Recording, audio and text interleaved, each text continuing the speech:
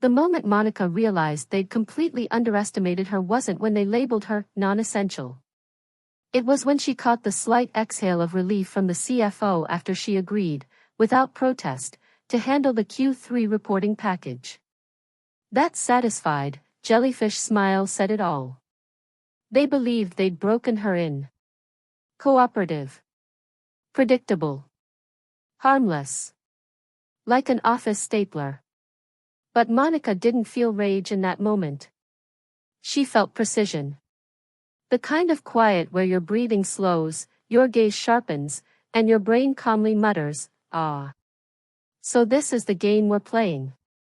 2 hours later, she stood in the break room watching the execs toast lukewarm sparkling cider, congratulating themselves on cross-functional wins, or whatever ego-fluffing buzzwords were trending that week. Monica stirred her instant ramen with the same chopstick she'd used to unjam the shipping label printer 2 Fridays ago. No one glanced her way. Just 5 feet from the glass meeting room, in practical heels and a neutral blouse, she blended in with the fake ficus by the window. They didn't even stop talking when she passed. To them, she was background noise, helpful, harmless, forgettable. But the thing about furniture? It remembers every weight ever dropped on it. And Monica? She kept receipts. Side note, real quick, if you're watching this and haven't subscribed yet, consider tapping that follow button. It does more for us than your manager's pizza party ever did for team morale. Promise. Now, back to the regularly scheduled corporate nonsense. 7 years earlier, Monica walked into a disaster, an inventory pipeline duct taped together, and a warehouse system clinging to Excel 2003 like a life raft. She cleaned it up, quietly, without fanfare. Got promoted sideways. Twice. Her title got fancier, her budget smaller. They called her a ninja during performance reviews like that was some kind of reward instead of corporate code for, does everything, costs nothing. And every time some MBA with cuffed pants and a podcast blew a logistics forecast, they'd turn to her with a, "Monica, could you just," and she would. Not for them. For the hourly workers 2 rungs down who actually kept the building running. Then came the rot. It wore a $600 hoodie and went by Travis, the new VP of cost optimization. He wore designer sneakers to seem relatable and once asked if forklifts still needed drivers. Monica corrected his math on a budget projection. He grinned like she just asked for equity in Morse code. Later, she overheard him whispering to the CFO, "She's non-essential, but great at cleanup." The line buzzed in her skull like a fly at 3 a.m. small, but infuriating. She didn't march into his office. She didn't go off in Slack. She pulled out the little black notebook she kept in her tote, beside her extra charger and a laminated copy of her employment terms. Monica didn't yell. She chronicled. She observed as strategy meetings dissolved into whatever Travis felt like doing that day. She watched clients walk away. She sat through meetings run by guys who confused volume with value. And still, she smiled. She nodded. She even fetched coffee, once, for herself. But she also sent a quiet email to Annika, her former law school roommate turned employment attorney. Just in case. In her notebook, the pages filled quickly. Warehouse folks nicknamed her Fixer, always in a whisper. But to upper management, she was good ol' Monica. A reliable placeholder. They mistook her restraint for submission. Her poise for passivity. But Monica Patel had grown up watching her mother renegotiate rent from men too embarrassed to admit they'd been bested by a woman in thrift store sandals and steel resolve. Silence wasn't surrender, it was alignment. And Monica's aim? Razor sharp. She smelled the investor before she saw him. That distinct cocktail of menthol, cologne, and overdue payments. When the elevator opened, she clocked him instantly. Shoes too shiny, watch too thick, handshake like a soggy napkin. Burke. His name was Burke. He wore a blazer with elbow patches like a professor about to lecture freshmen on emotional bandwidth. He glanced at the Q3 deck, mumbled something about excess loyalty, and told the CEO, "That kind of attachment? That's dangerous. Not redundant. Not inefficient. Dangerous."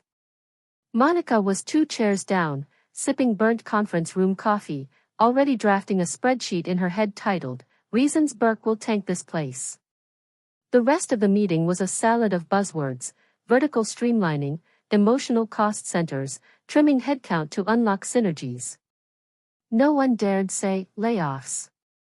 But when private equity guys show up mid-fiscal year, it's not to inspire morale. That night, Monica skipped her usual nightcap and called Annika. Hypothetically, she asked, "How do I make sure I walk out with what I'm owed if someone suddenly finds me too emotional for the budget?" Annika, never one to hesitate, fired back, "Net profits clause. Not salary-based. Tie it to non-cause termination. Mask it as redundancy language. Quiet, clean, lethal." 3 glasses of boxed Merlot and a string of encrypted emails later, Clause 14b became Clause 14c. Disguised beneath a mess of HRSA like continuity assurance and strategic transition protocols, the clause didn't look like much. Just 12% of annual net profit, payable within 90 days of any non-disciplinary termination, so long as no severance or bonus is otherwise given. It read like fine print. It was, in fact, a detonation trigger. Monica printed it. Signed it. Slid it across to Pam, the in-house legal lead who once confused a scanned NDA for a feeable PDF. Pam scanned it, mumbled, "Oh, redundancy language," and signed it with the indifference of someone 2 years from burnout. No applause. No cloak and dagger drama. Just precision. Just insurance. She didn't update her LinkedIn. Didn't whisper a word to anyone, not even Daryl in IT, who always snuck her printer paper during inventory freezes. She filed the signed copy into her home safe, right next to her mom's wedding bangles and her backup prepaid phone. Not because she needed it yet, but because she would. Weeks passed. The restructuring memo came. Her projects reassigned. Her team, strategically scattered across departments. Suddenly, she wasn't being invited to meetings. Oversight, they said. Once, maybe. 3 times in a week. Strategy. So she smiled wider. She played along. She double-checked formulas no one cared about. She showed gratitude. She played small. What they didn't know was that Clause 14c had already gone from a footnote to a live fuse. They branded it Project Lean Fire, because of course they did. Slap a sexy name on mass layoffs and pretend it's innovation. The internal rollout was corporate slaughter wrapped in pastel slides. Travis, tight shirt, tighter teeth, stood before the company and declared, "We're eliminating inefficiencies to ignite core value." Monica didn't flinch. She just wrote in her notebook, "Ignite core value equals fire departments, gaslight survivors."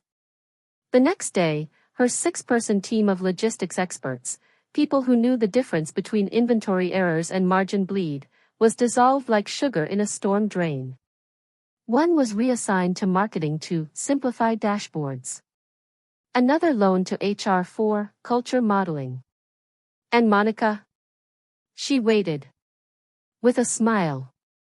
The final 2 members of Monica's team received their walking papers, complete with a $15 off voucher for office supply purchases as a parting gift. Monica, however, was told she'd been promoted. The paperwork called it a lateral development opportunity, under a glossy new title, Senior Strategic Liaison, Logistics Solutions Division. Translation, a meaningless role reporting directly to Jeremy Pike. Jeremy was a cocktail of incompetence, loud, overconfident, and as deep as a paper plate. He once called Monica, ma'am, in a meeting about drone-integrated warehousing, then asked if she could dumb down the back-end numbers for the creatives. His last major idea? A TikTok campaign to raise visibility around freight deliveries. It bombed in under 6 hours and cost tens of thousands.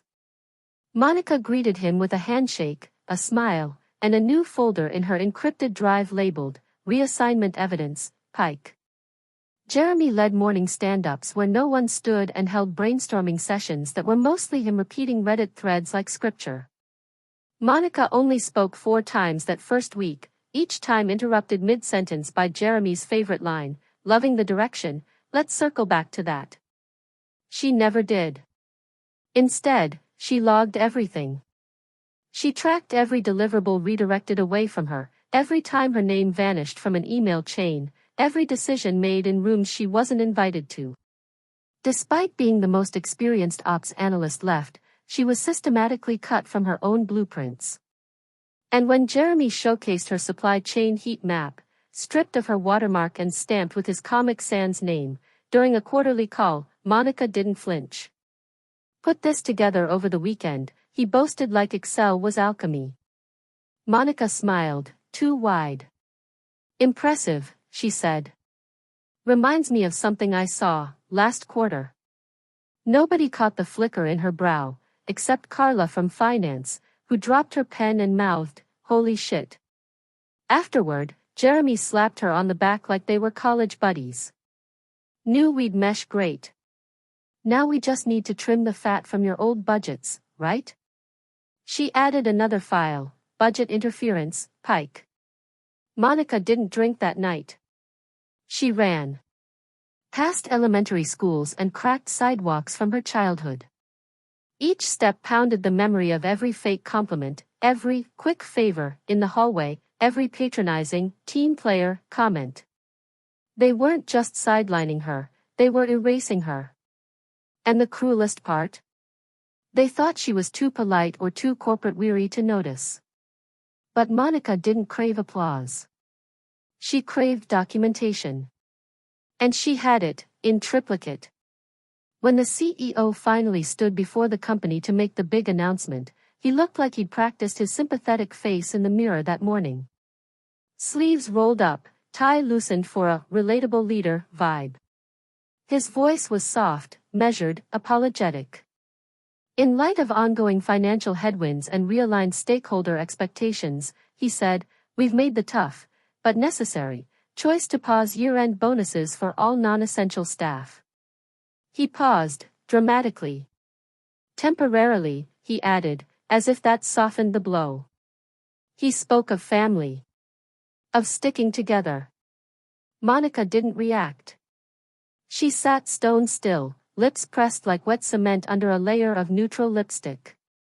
Around her, whispers buzzed like gnats. Someone quietly muttered, "Are you serious?" Monica just sipped her burnt coffee and looked straight at the same man who once called her the engine that keeps this place moving. Apparently now, she was the spare tire. It wasn't about the money. It was the insult. The rebranding of her labor as optional. Dispensable. While Jeremy Pike likely received a retention bonus for remembering to breathe near the CFO. 2 days later, they called her in. The HR rep was new. Nervous. Reading from a thick stack of cardstock like it was a script for a school play. Monica didn't sit. She stood, arms folded, watching the young woman stammer through phrases like effective immediately. The words fell heavy, like wet clothes left in a cold dryer. No mention of Monica's role in saving the company's back-end ops during 2 disastrous ERP rollouts. No nod to the logistics retention she'd salvaged after 3 managers quit mid-quarter. Just a beige envelope and a whisper, "We hope you'll stay connected with the company alumni network." Monica took the letter calmly. Her grip didn't tremble. She simply nodded. "Thank you," she said, as flat as lake water before a thunderstorm. The rep looked visibly relieved. That relief wouldn't last. Outside, Jeremy Pike strutted past the glass-walled room, smirking like a man who just left a meeting he didn't understand. "Bummer," he said. "But you'll bounce back." Monica smiled back. "Oh, I always do." She didn't carry a box of desk knickknacks. No long hugs or tears. Just her keys, her phone, and the envelope. At home, she placed the letter beside the countersigned contract, the one with clause 14C highlighted in pink. The clause everyone had glossed over. The one Pam from legal waved through as standard redundancy phrasing. They didn't realize it yet. But they had just signed a check north of 7 figures. Monica Patel always cashed in late, but she cashed in big. Subject line, clause 14C, payment enforcement. Timestamp, 8:13 a.m. Monday. Attachments, 1 PDF. Body, as outlined in clause 14C of Ms. Monica Patel's employment agreement, please initiate payment within the contractual 90-day period to avoid breach. Monica didn't hit send herself.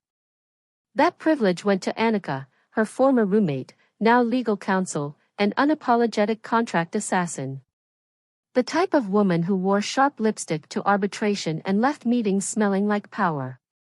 As Monica stirred sugar into her morning coffee on the balcony, the email pinged its way across the company's firewall. No drama. No fury. Just that perfect, deep satisfaction that comes when you know they're already scrambling.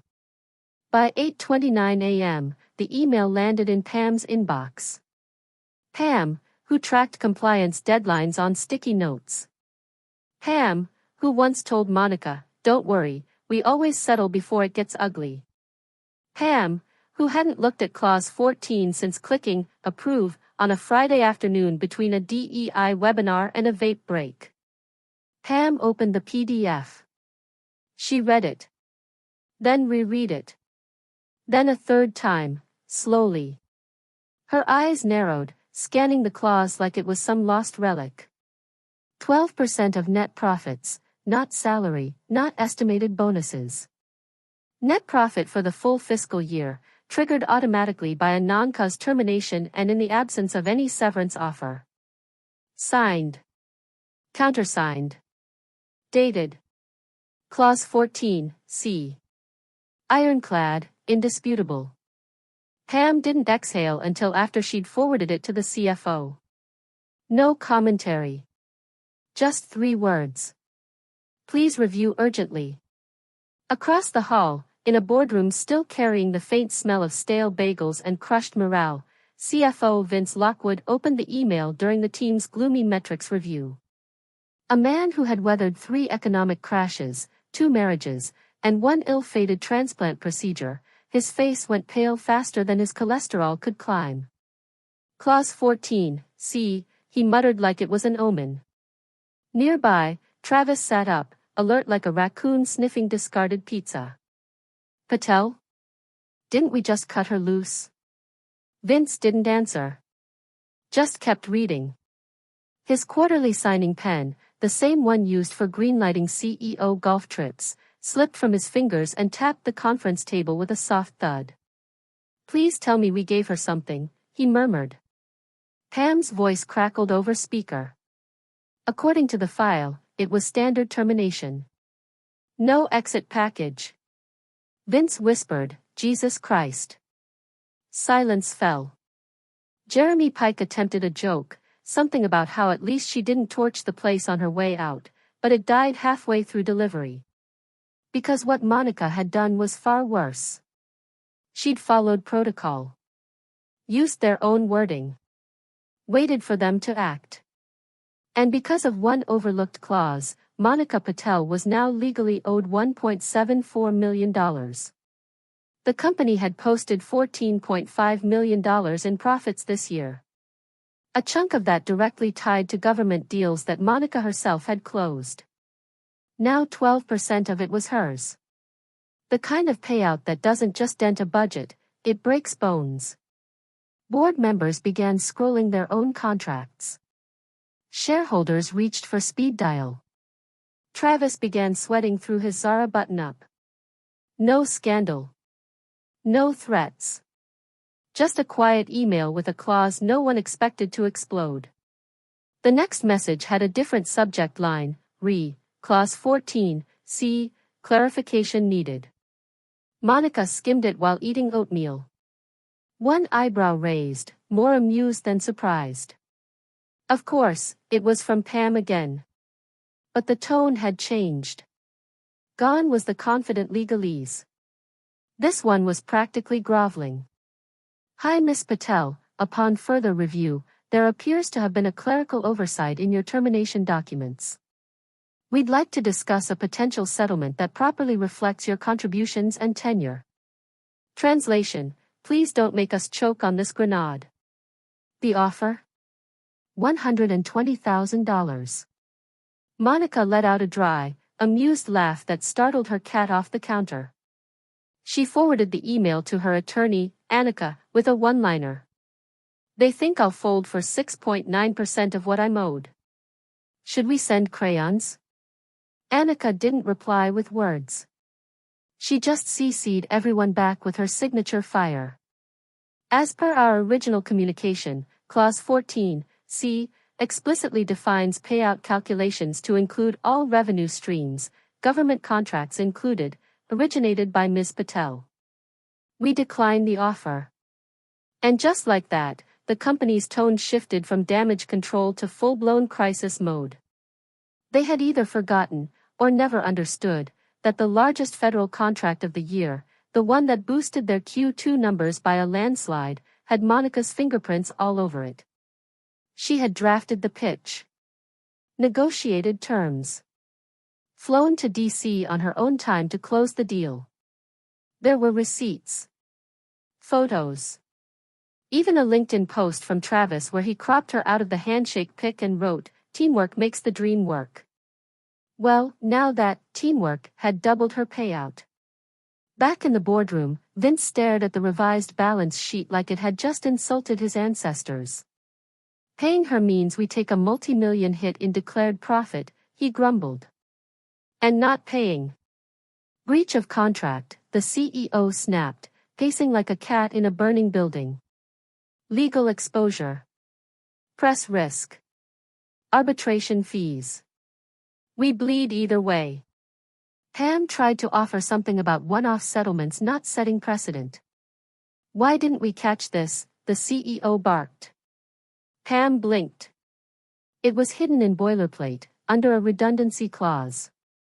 Travis, sweating bullets, muttered, "She always did read the fine print." Outside, Monica sat on her porch, coffee in hand, holding the mug like a quiet prize.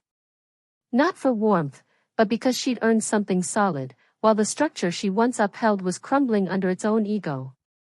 They had mistaken composure for weakness. Precision for passivity.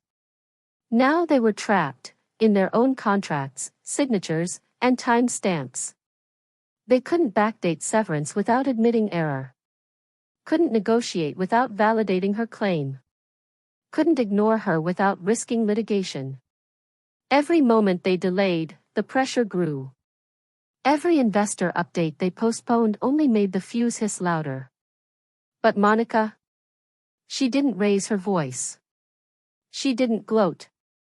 She just let the math do its work. Arbitration paperwork was filed on a clear Thursday morning. Birds chirping. Calm skies. The kind of morning that usually promises new beginnings, not catastrophic liabilities. Annika submitted 47 pages of hard proof, signed contracts, performance metrics, internal emails, and even a redacted transcript of Travis's infamous hallway comment, captured, courtesy of janitorial security cams. By Friday, their Q4 investor update included a footnote, legal contingency relating to a former employee. Tiny sentence. Enormous consequence. The update went live at 6 p.m., a classic Hail Mary from execs hoping no one reads earnings reports on wine-soaked Fridays. But investors did. And at 6:04 p.m., the phones lit up. Pending liability exceeding forecast hit inboxes like a smoke bomb in a CPA's conference. By 6:17 p.m., a top investor sent a pointed group email. Does this relate to Patel? No one answered. By Saturday, a leaked Slack thread mentioned reputational risk and contractual landmines. It was too late. The bell had rung. Forums buzzed with phrases like exit strategy and Q1 repositioning. Then came Monday. VP of Investor Relations Harold Kravitz, CEO's golf buddy, lifelong company man, suddenly resigned to pursue new ventures. Translation: he saw the iceberg and swam for shore. His LinkedIn vanished before noon. The resignation sparked questions. One compliance officer dared to ask whether other contracts might contain similar ticking bombs. She was told to focus on controllables. She quit within 48 hours. By Tuesday, 4 major shareholders had filed formal inquiries. Legal fees climbed. Insurance partners requested access to arbitration documentation. And in some quiet corner of finance, a junior analyst whispered aloud, like invoking a ghost. Who the hell is Monica Patel? As if saying her name out loud might summon her. Meanwhile, Monica sat at a sunny cafe, splitting a croissant and crossword puzzle with her mother. Her eyes narrowed as she read the clause again, like she'd stumbled on a sacred artifact. 12% of net profits, not base salary, not target bonuses. Net profit for the entire fiscal year. Automatically activated if she was terminated without cause and no severance was offered. Signed. Countersigned. Time-stamped. Clause 14, C. Unmistakable. Unbreakable. Pam didn't breathe until she'd forwarded it to the CFO. No preamble. Just 3 words. Please review urgently. Across the hall, the boardroom still smelled faintly of old coffee and defeat as CFO Vince Lockwood opened the message mid-metrics review. A man who'd survived recessions, divorces, and a liver transplant, Vince turned ghost white faster than his blood pressure could rise. Clause 14, C, he muttered, like it was a hex. Next to him, Travis perked up like a squirrel spotting loose trail mix. Patel? We just axed her, right? Vince didn't reply. He just kept reading. The same pen he used to approve CEO spa retreats slipped from his hand and hit the table with a dull click. Tell me we offered her something, he said quietly. Pam's voice came through the speaker. Standard termination. No package. Vince whispered, oh, no. Silence. Jeremy Pike tried to crack a joke about her not setting the building on fire, but the punchline died midair. Because what Monica had done was much worse. She didn't rage. She didn't retaliate. She followed the policy to the letter. Let them take the first step. And because of one overlooked clause, Monica Patel was now owed $1.74 million, legally. The company had earned $14.5 million in net profit that year. A large part of that, secured through government contracts Monica closed. Now 12% of it legally belonged to her. Enough to fracture a company's balance sheet and pride. Directors began thumbing through their own agreements. Shareholders started making calls. Travis started sweating through his Zara slim fit. No lawsuits. No threats. Just one surgical email and a clause detonating beneath the boardroom. The next email had a different subject. Clause 14, C, clarification needed. Monica read it between spoonfuls of oatmeal. She raised one eyebrow, more amused than surprised. Pam again. But this time the tone had shifted, less legal swagger, more controlled panic. Hi Ms. Patel, after further review, there appears to have been a clerical oversight regarding your termination terms. We would like to discuss a potential settlement that acknowledges your contributions. Translation: please don't pull the pin. The offer? $120,000. Monica let out a short, dry laugh that sent her cat fleeing the kitchen counter. She forwarded the email to her lawyer, Annika, with a note. They're offering me 6.9% of what I'm owed. Should we send coloring books? Annika didn't respond with a paragraph. Just CC'd everyone with a cold, clinical fire. As stated previously, Clause 14(c) includes all qualifying profit streams, government contracts included, secured by Ms. Patel. We reject your offer. From that moment, damage control escalated into full-scale meltdown. They had either forgotten, or never realized, that the crown jewel of their second quarter, the biggest federal deal of the year, bore Monica's signature from pitch to closure. She wrote the deck. She managed the negotiations. She flew herself to Washington on her own dime. The receipts? Flawless. Photos. Flight logs.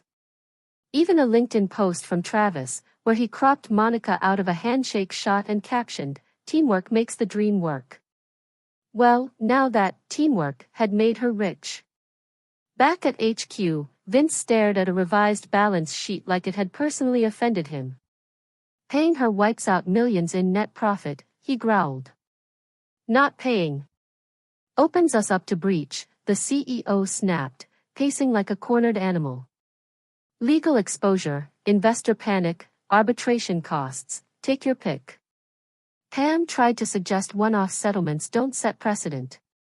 Why didn't we flag this? The CEO barked. Pam blinked. Buried in redundancy boilerplate. Under a policy clause.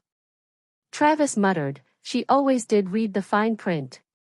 Meanwhile, Monica was on her porch, sipping coffee like it was a quiet trophy. Not for the caffeine, but for what it represented, something earned, while the organization she once held up collapsed under its own arrogance. They'd confused her calm for weakness. Her diligence for compliance. Now they were trapped, by their own documents, their own timelines. They couldn't rewrite severance terms without admitting guilt. Couldn't ignore her without incurring legal risk. Couldn't bargain without legitimizing her payout. Every delay tightened the screws. Every postponed update stoked suspicion. And Monica? She didn't retaliate. She didn't grandstand. She just let the numbers speak. Arbitration began on a crystal-clear Thursday morning. Light breeze. Birds chirping. The kind of day that whispers renewal, not ruin. Annika filed 47 pages of airtight documentation, signed contracts, sales metrics, internal Slack threads, even a redacted hallway recording of Travis making a snide comment, caught on a janitor's security cam. By Friday evening, the company issued its Q4 investor update. A footnote read, pending legal contingency related to former employee. A tiny sentence. With monumental impact. The report went live at 6 p.m., a classic Friday evening dump, banking on weekend distraction. But investors were watching. By 6:04 p.m., inboxes exploded. Forecasts didn't account for $1 million liability. Auditors hit red alert. At 6:17 p.m., one lead investor fired off a terse group email. Does this pertain to Monica Patel? No reply. By Saturday, an internal Slack thread was leaked referencing reputational risk and contractual vulnerabilities. Too late. The dominoes were in free fall. Forums lit up with talk of exits. Leadership changes. Q1 repositioning. Then came Monday. The VP of Investor Relations, Harold Kravitz, golf buddy to the CEO and eternal optimist, suddenly resigned to pursue other ventures. In reality, he saw the storm and jumped ship. His LinkedIn went dark by lunch. That resignation sparked more questions. One compliance manager quietly asked if other employee contracts might have similar ticking time bombs. She was told to stay in her lane. She resigned within 48 hours. By Tuesday, four shareholders had filed formal requests for internal audits. Legal spend shot up. Insurance providers demanded arbitration updates. And in a quiet analytics corner, one junior analyst whispered, half in awe, half in fear. "Who is Monica Patel?" As if naming her might bring her into the room. But Monica? She was at a sunny cafe, splitting a crossword and a croissant with her mother. No urgency. No tension. Just a woman who read the fine print, and waited for the numbers to catch up.